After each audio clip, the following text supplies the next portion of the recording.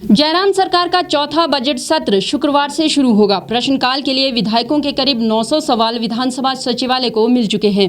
इनमें से करीब 650 तारांकित है।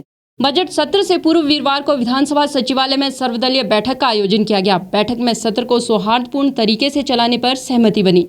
साथ ही सभी से कोरोना नियमों का पालन करने का भी आग्रह किया गया।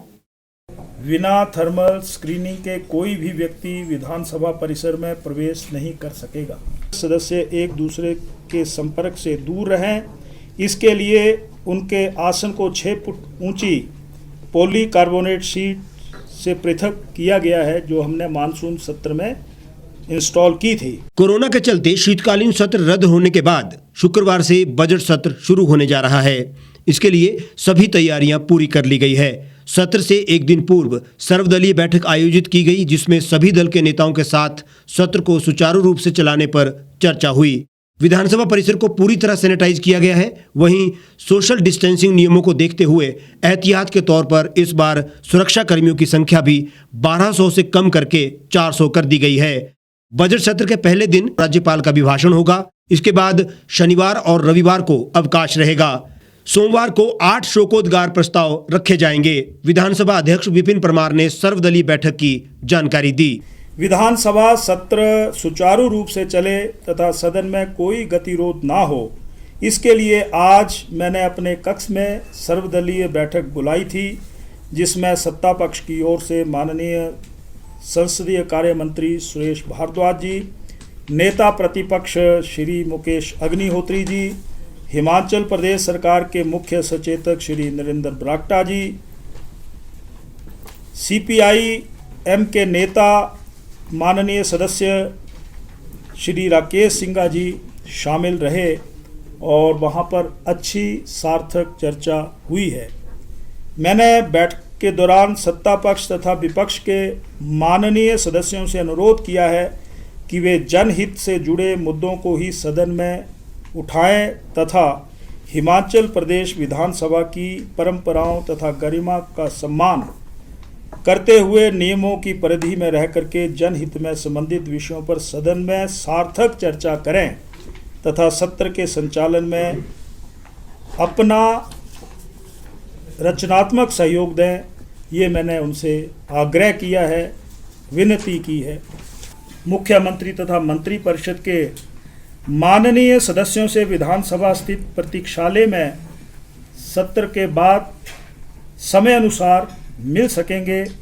मैंने मंत्रिपरिषद के सभी माननीय सदस्यों से आग्रह किया है कि वे अपने साथ केवल अपने एक निजी सहायक या जिस एक को वे आवश्यक समझें को ही आने की अनुमति दें तथा उसके साथ तैनात सुरक्षा अधिकारी कर्मचारी परिसर से बाहर ही रहें।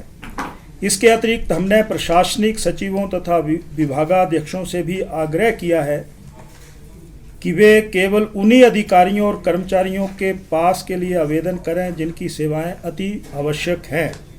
इस तरह विधानसभा सत्र के लिए ड्यूटी पर तैनात किए जाने वाले अधिकारियों व कर्मचारियों में भारी कटौती की जा रही है। अब विधानसभा सचिवालय 1200 के बजाय मात्र 400 के लगभग अधिकारियों कर्मचारियों को ही पास जारी करेगी।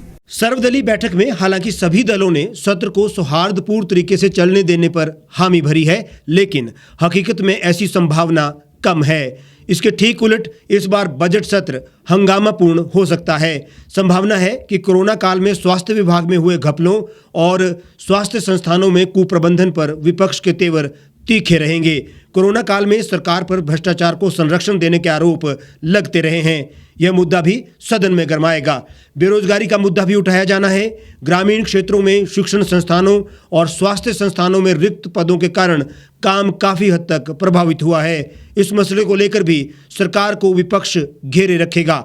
नशा माफिया और अवैध खनन के मुद्दे भी गरमाएंगे। राज्य में कानून व्यवस्था को लेकर भी सरकार को निशाने पर रखा जाएगा। दूसरी ओर भाजपा विधायक दल भी मुंह तोड़ जवाब देने के लिए रणनीति बना चुका है। खबरों में बने रहने के लिए सब्सक्राइब करें द रीव टाइम्स, लाइक और शेयर करना ना भूलें। एक छत के नीचे सुविधाओं का अब उठाएं लाभ। रीव ई मार्ट में अब पाएं अपनी रसोई के लिए गुणवत्ता और सस्ते दामों पर राशन सामग्री। दालें हो या हो मसाले, आपका किचन ई मार्ट संभाले। उच्च गुणवत्ता और दामों में बेहतरीन रीव ई मार्ट में पधारें और पाएं अपनी पसंद के सभी उत्पाद, या फिर करें ऑनलाइन ऑर्डर और पाएं घर द्वार पर ही सुविधा। आज ही संपर्क करें फोन नंबर 8219694079 पर, बाईपास रोड, शनान, संजौली, शिमला।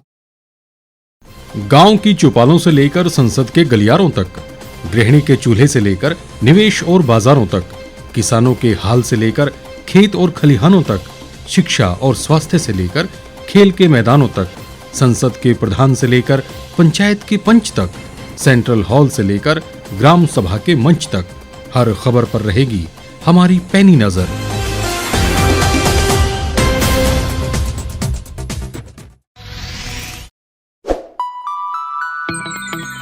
लेटेस्ट खबरों के लिए यूं ही देखते रहिए द रीव टाइम्स। लाइक, शेयर और सब्सक्राइब करना ना भूलें।